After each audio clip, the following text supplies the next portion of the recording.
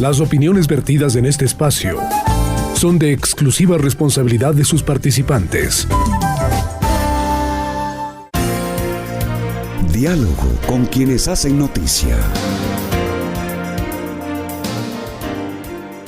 Queremos saludar y dialogar esta mañana con el doctor Fernando Sampertegui, rector de la Universidad Central del Ecuador, de algunos temas de máximo interés. Empecemos por cómo mira, aprovechando la doble condición de académico, rector universitario y médico, el estado de la pandemia, el avance de la vacunación y las consideraciones que a bien tenga hacer. Gracias, doctor Sampertegui, siempre por aceptar los diálogos con Radio Quito, La Voz de la Capital, y Platinum FM en Ecuador Radio. Muy buenos días, el país escucha. Muchísimas gracias por la invitación, Gonzalo. Saludos a usted, por supuesto, y a su amable audiencia. De acuerdo con el seguimiento epidemiológico que realiza el Ministerio de Salud, esta semana que está por concluir muestra una reducción del número de casos confirmados y notificados. Esta es una noticia alentadora. Por ejemplo, Quito, que tenía en las semanas anteriores un acumulado de más de 10,000 por semana, hasta el miércoles de esta semana había registrado más o menos 3,000 casos notificados. Es decir, que terminaría la semana con alrededor de 5,000 o máximo 6,000, lo cual significa una reducción de 40%. Como digo, muy alentador este dato. Ahora, ¿cómo podría explicarse? Se puede explicar por el repunte increíble de las semanas anteriores, como consecuencia de las altas concentraciones en el fin de año anterior, y el efecto adicional del semáforo rojo que estuvo vigente.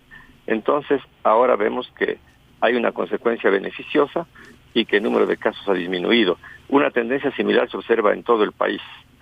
Esta es la primera información que creo que debe servir para tomar medidas para las próximas semanas, Gonzalo. Sin puntos de vista concluyentes, podríamos decir que tenemos que aprender a convivir con esta oscilación de los datos, de picos, de valles, porque la ministra mostraba hace unos días un mapa, decía, hemos llegado al máximo, ahora empezamos a bajar, es una curva descendente, marca tendencia, llegaremos a un valle, pero también tenemos otros aspectos. Por ejemplo, ayer se cuestionó, y el alcalde de Quito ha cuestionado, la presencia de público en la cancha del estadio Rodrigo Paz Delgado para el partido de la selección. A ver, pero también tendremos próximamente, en un mes, el feriado de carnaval. Entonces, todos estos momentos en que la gente se relaja, se junta, viaja de una provincia a otra, seguirán siendo de alguna manera, no sé si llamarle así, pero disparadores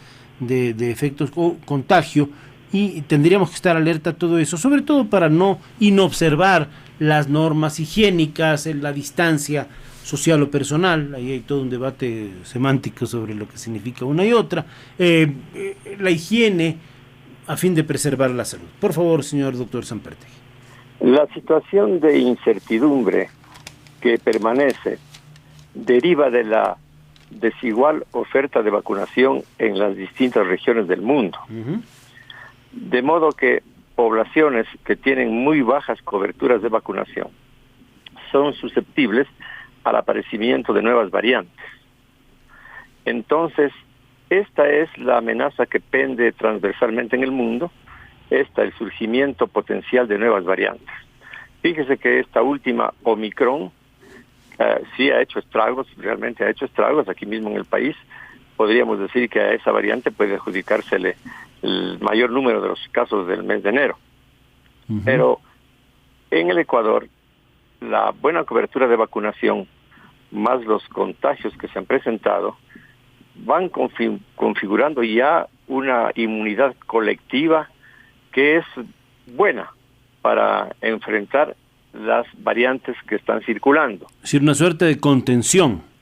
Exactamente. El riesgo está en esto, en que surjan nuevas variantes y que debamos enfrentarnos con una frente a la cual nuestros sistemas de defensa no sean tan eficaces. Como lo fue, por ejemplo, el caso de Delta, que fue muy dura en cuanto a sus consecuencias en el organismo y trajo varias muertes, pero en Omicron, le distingue a Omicron la expansión, en cambio, contagia a más gente, pero de modo menos grave. La velocidad de transmisión. Ahora, menos grave, Gonzalo, porque las personas estaban vacunadas. Claro, claro. En un estudio reciente, que creo que apareció ayer, se muestra que frente a esta variante, las personas vacunadas responden con anticuerpos de eficacia menor, ¿verdad? Menor si se comparan los anticuerpos frente a variantes anteriores. Sin embargo, lo que muestra este estudio, y esto es muy interesante, es que una segunda línea de defensa que tenemos, que se llama de los linfocitos antivirales, funciona óptimamente frente a esta variante Omicron. De modo que las personas vacunadas pudieron enfrentar esta infección por Omicron con una doble línea de defensa. Los anticuerpos un poquito menoscabados, pero la línea de defensa, la segunda, digamos así, de estas células linfocitos antivirales ha funcionado óptimamente, y eso explica la evolución benigna de la inmensa mayoría de casos frente a Omicron. Este dato que nos está entregando el rector de la Universidad Central, el doctor Fernando Sempértegui, es clave. Es decir, y ahí está el gran mensaje que tendríamos que dar. Si seguimos ampliando la vacunación, profundizándola, si las personas que no tienen todavía la primera dosis llegan y se vacunan, si los que todavía no por alguna circunstancia no han tomado la segunda dosis lo hacen, y si quienes debemos reforzar nuestra tercera dosis lo hacemos, vamos a colectivamente contener, si se quiere, los efectos de la Omicron. No es que se van a disolver los efectos letales, ha habido algunos casos también de muertes, hay que lamentarlos, pero numéricamente, estadísticamente vamos a bajar el riesgo. Además se dice que se sitúa en la parte alta del sistema respiratorio, que no llega a profundizar en el pulmón la Omicron, por algunas razones que usted nos podría explicar, por supuesto. Sí, mejor. Bueno, usted tiene toda la razón. La vacunación es la estrategia crucial que hay que mantener y que hay que ampliar. Los rezagados ojalá vayan gradualmente persuadiéndose de la importancia de vacunarse. Este mensaje que acabo de compartir, esta publicación que es en la revista Cell, que es una de las más exigentes del mundo, muestra pues que las personas vacunadas enfrentan con una doble línea de defensa a esta variante Omicron, y lo hacen con éxito, de manera que el cuadro clínico no es tan grave, los síntomas son llevaderos y se resuelve el problema en cuestión de una semana, como ha ocurrido con la mayoría de las personas y con todas las vacunadas prácticamente en el Ecuador. Es un dato científico de primer orden el que nos entrega el señor rector de la Universidad Central. Siga usted. Entonces, sin embargo, los vacunados tenemos que mantener las medidas de prevención que usted ya muy bien señaló. Todavía no es hora de decir pues que podemos romper el distanciamiento, dejar de ponernos la mascarilla, tener cuidado de lavarnos las manos. Esas deben ser prácticas usuales, regulares, y yo diría que casi de todos los días. De manera que si se combinan estas dos estrategias, el autocuidado más la vacunación extendida, la tercera dosis para todos los adultos, creo que estamos ante ya un panorama de inmunidad colectiva que nos preserva de tener una contagiosidad peligrosa, de alta transmisibilidad. Pero como digo, el mundo está amenazado por el aparecimiento de alguna nueva variante, y por eso me parece que la política que ahora está subrayando la Organización Mundial de la Salud de atender las zonas del mundo donde se ha rezagado muchísimo la vacunación, que sea atendida con prioridad, me parece que eso es absolutamente importante ya como materia de salud pública mundial. Claro, reequilibrar esas asimetrías me parece fundamental, el dato que nos da el señor rector de la Universidad Central. Ahora, el plan de vacunación, podríamos pensar, nosotros hemos insistido en estos micrófonos desde hace un tiempo, en acrecentar la vacunación, expandirla, tal como se hizo en los primeros 100 días de gobierno, buscando la vacunación de 9 millones de ecuatorianos, o necesariamente vamos a ir vacunando poco a poco, porque hay días que vemos que acude masivamente la gente a los vacunatorios, otros días se baja. Yo también quiero en este punto rescatar y aplaudir la iniciativa de la academia por seguir apostando por ayudar a ese plan de vacunación. El caso de la Universidad Central lo ha hecho, otras universidades también que lo hemos señalado aquí oportunamente. Volver a abrir esos centros, yo creo que es un esfuerzo también de compromiso cívico, ciudadano y por la salud pública de la academia que debemos valorar, y yo diría sostener en el tiempo. Yo quisiera que otra vez se convoque, digo yo, no sé, esa cruzada al plan de vacunación, donde la empresa privada más la academia, donde el Ministerio de Salud Pública y los ciudadanos nos comprometamos en tratar de seguir ganando terreno en esa expansión de las personas vacunadas. Será lo único que nos ayude a cambiar. Por supuesto, tenemos que levantar la economía, por supuesto, tenemos que pensar en el tema de las fuentes de trabajo deprimidas, en las empresas que han quebrado, pero sin salud no hay nada atrás, doctor Sampertegui. La salud es el fundamento, la condición de cualquier proyecto de reactivación de la economía, sin ninguna duda. Creo que hay que reforzar la vacunación y sobre todo tratar de captar a las personas que por diversas razones no concurren a los vacunatorios. Hay que mantener el énfasis en la población de riesgo. Siempre los adultos mayores tendrán más riesgo, las condiciones de vulnerabilidad por la edad son obvias. Entonces, la estrategia para las siguientes semanas debería ser buscar a estos segmentos que se han quedado fuera de la vacunación por razones de acceso o por reacción o por situaciones culturales. Hay resistencias culturales a la vacuna. Usted sabe que durante un tiempo circularon tantos rumores sobre las vacunas y muchas personas pues se han detenido frente a la oferta de vacunación. Pero también me agrada ver que los voceros en general en el país han logrado ya mostrar una coincidencia de enfoques, de manera de ir echando abajo las resistencias, los prejuicios frente a las vacunas. Prejuicios que no son solo del Ecuador. Claro. Podemos escuchar que Alemania, Estados Unidos y en países de Europa. En países con mayor rango de educación de la población también hay esos frenos. Hay gente que dice no más mascarillas, hay gente que dice no vacunación. En Alemania, como usted bien ha señalado, Francia, Estados Unidos, Australia, qué sé yo. Ahora eso se explica, Gonzalo, por una razón histórica de las enfermedades virales e infecciosas, y es porque Estados Unidos y Europa, en la generación anterior, tuvo una cobertura universal de vacunación. Uh-huh. Y entonces los gérmenes, digamos así, los patógenos, fueron prácticamente desaparecidos del medio. De manera que la nueva generación ya casi no tuvo que vacunarse, porque ya los patógenos no circulaban. Y por lo tanto, frente a esta epidemia, a esta pandemia, cuando se habla de vacunar, esa generación reacciona diciendo, bueno, pero si nosotros prácticamente no hemos necesitado vacuna, ¿cómo es que ahora tenemos que vacunarnos? De manera que fíjese, hay experiencias históricas que explican estas conductas que parecen paradójicas en países con alta cultura en distintos aspectos. Nosotros en el Ecuador hemos mejorado mucho las coberturas de vacunación, hablo de las vacunas que se ofrecen sobre todo a niños, pero no hemos logrado siempre coberturas universales, de manera que por aquí siempre circulan permanentemente los patógenos. Entonces, hemos tenido, como quien dice, una adhesión mejor a la vacunación de los niños, pero cuando se trata de vacunar a adultos en un contexto de rumores, de prevenciones, entonces todavía tenemos grupos en el Ecuador que se resisten a vacunarse. Hay que trabajar con mensajes reiterativos, claros.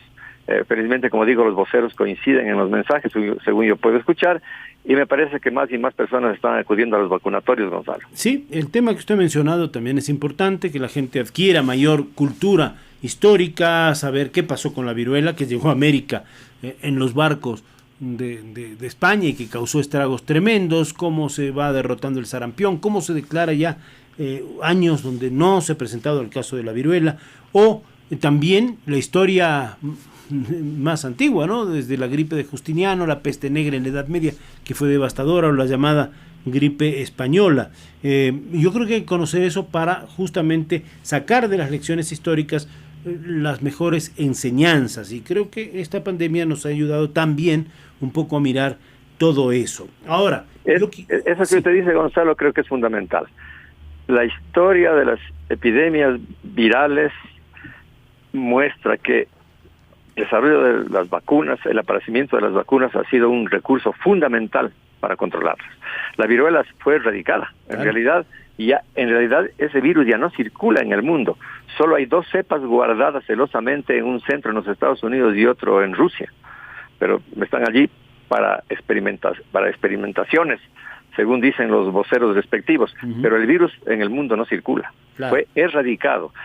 Con la poliomielitis terrible. Claro. Las secuelas que dejaba eran pavorosas. La poliomielitis prácticamente está también erradicada del mundo. Entonces, estas son enseñanzas que muestran que el recurso de la vacuna permite que las poblaciones actuales en el mundo puedan enfrentar con éxito las agresiones de los virus, de los cuales no nos vamos a librar nunca mientras seamos humanidad. Usted bien hacía referencia al tema de las vacunas infantiles, las quíntuples, ¿no? que se llamó, con protecciones diferentes. Todavía podemos ver conocemos personas que por el tema de la poliomielitis no suficientemente vacunadas se vieron afectadas. Pero muy importante esto ahora, para la academia particularmente, cómo es y cómo ha sido y cómo va a ser el futuro inmediato. Muchos centros han tenido que acudir a las clases virtuales.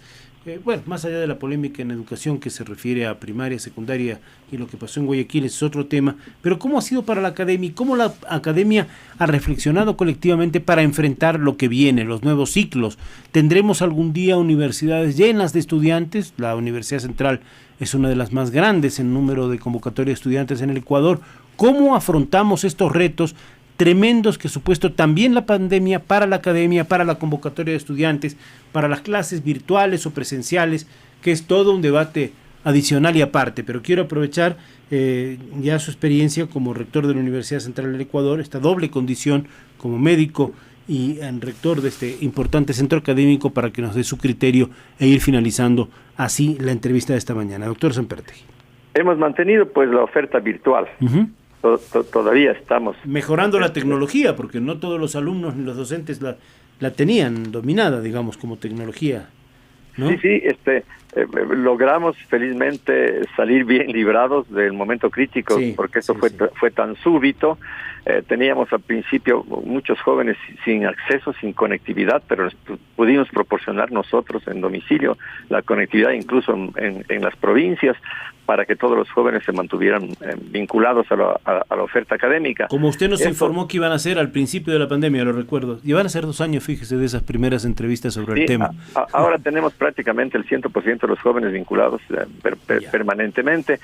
Claro, las urgencias se relacionan con otros componentes de la formación profesional, porque tenemos muchísimas carreras en la Universidad Central que necesitan presencia, porque hay que realizar tutorías en terreno, en laboratorios, en hospitales, etcétera. Usted lo decía con nitidez, en la propia medicina, en odontología, en la parte agrícola, donde hay que estar en el campo. En medicina veterinaria, en ingeniería química, en ingeniería civil y construcciones. Es inevitable que los jóvenes estén expuestos a una experiencia práctica tutoriada en el terreno, en los laboratorios. Esa urgencia nos tiene preocupados y hemos planeado a partir de febrero un retorno gradual a la presencialidad. Pero muy controlado, digamos, paulatino, ir midiendo de a poquito, ¿no? Gradual, exacto, manteniendo aforos razonables para que se cumpla el distanciamiento y las otras medidas de prevención. Seguramente con una prerrogativa importante que la universidad, la academia mismo puede ir midiendo, es decir, a ver, todos los profesores que vuelvan a clases presenciales tendrán que estar vacunados, todos los alumnos tendrán que estar vacunados, cosas por el estilo, e ir ampliando, si se quiere, los aforos de las clases y todo esto, ¿no? Así es, Gonzalo, es muy acertado su pensamiento. Bueno, las universidades y la central en particular hemos ofrecido la vacuna a nuestros académicos y a nuestros estudiantes y al personal administrativo, de manera que todos se han beneficiado con las 2 dosis y creo que ya casi todos también, o una buena parte con una tercera. De modo que, claro, ese es un requisito inevitable. Y la organización interna para manejar las capacidades de las aulas, de los laboratorios, tendremos que ir instaurando un progresivo acercamiento a la presencialidad. Pero como digo, la prioridad en este momento es en el campo de los laboratorios experimentales y de aprendizaje, que son inevitables en ciertas profesiones. Ahora para el futuro, pues esta pandemia y la oferta virtual que se logró instaurar también deja algunos beneficios. Es posible, y hemos discutido ya en el Consejo Universitario, que podamos combinar en algunas cátedras al menos una parte con oferta virtual y el resto, por supuesto, con actividad práctica y demostrativa. Entonces estamos trabajando ya en eso, porque me parece que, bueno, hay que también tomar los vuelcos y los desafíos que la tecnología permite, sin bajar, por supuesto, los estándares de calidad de la formación profesional. Bueno, ese es un tema clave y muy importante, que la academia abierta haga reflexiones constantemente sobre la realidad, sobre lo que está ocurriendo. Esto es nuevo para la humanidad, 2 años, bueno, 2 años ahora en diciembre, y en el Ecuador van a ser 2 años ahora en marzo, 2 años en diciembre en el planeta. Es demasiado poco, incluso eso lo hemos visto en el desarrollo y respuesta científica. Ha habido una respuesta importante, pero esto nos ha cambiado la vida. Y por supuesto la academia no puede estar al margen de eso que le pasa al planeta y de eso que le pasa al país. Y por eso yo valoro también que el señor rector de la Universidad Central del Ecuador, doctor Fernando Sempertegui, nos haya ayudado a comprender. Nos vamos a quedar con los datos de aquella revista científica que usted mencionó, que me parecen muy importantes y deberíamos hacer que se generalicen y que la gente esté bien informado sobre ellos, más allá de otros importantes aspectos que usted ha tocado en esta entrevista. Gracias, doctor. Es muy gentil como siempre. Un buen día. Muchísimas gracias, Gonzalo. Es siempre un gusto compartir con usted una conversación sobre temas tan importantes. Muy amable. Es muy gentil. El rector de la Universidad Central del Ecuador, el doctor médico Fernando Sempertegui.